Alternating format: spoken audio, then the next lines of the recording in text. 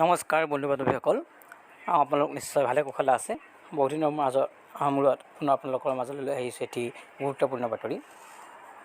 আমি জানো যে অসম চৰকাৰে প্ৰতি বছৰে হাইস্কুল শিক্ষান্ত পৰীক্ষাত 75% বা তাতকৈ অধিক নম্বৰ লাভ কৰা ছাত্ৰ ছাত্ৰীসকলক আনন্দৰাম বৰুৱা বঁটাৰে পুৰস্কৃত কৰি আহিছে।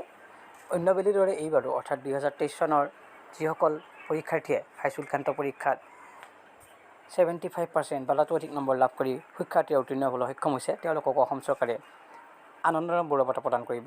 সেই উপলক্ষে আজি অসমৰ মাননীয় শিক্ষামন্ত্ৰী মহোদয়ে তেখেতৰ টুইটাৰ তথা ফেচবুক যোগে এটি মেছেজ তেখেতে প্ৰেৰণ কৰিছে আৰু এই মেছেজটিৰ সবিশেষ আমি আপোনালোকৰ মাজলৈ লৈ আহিছোঁ।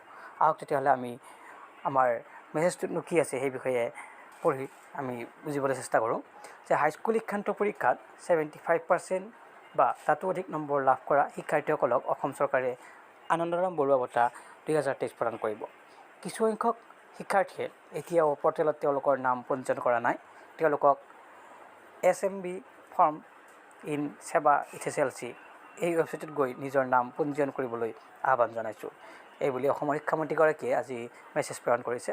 অৰ্থাৎ আনন্দৰাম বৰুৱা যি বঁটা প্ৰদান কৰা হয়, এই বঁটাৰ কাৰণে নিজৰ নামসমূহ এইটো পৰ্টেলত গৈ ৰেজিষ্টাৰ কৰিব লাগে আৰু এতিয়াও বহুসংখ্যক শিক্ষাৰ্থীয়ে এই পৰ্টেলত গৈ তেওঁলোকৰ নামসমূহ ৰেজিষ্টাৰ কৰা নাই। সেয়ে অতি সোনকালে সেই শিক্ষাৰ্থীসকলক তেওঁলোকৰ নামসমূহ এই পৰ্টেলত গৈ উল্লেখ কৰা পৰ্টেলটোত গৈ পঞ্জীয়ন কৰিবলৈ শিক্ষামন্ত্ৰীগৰাকীয়ে অনুৰোধ জনাইছে।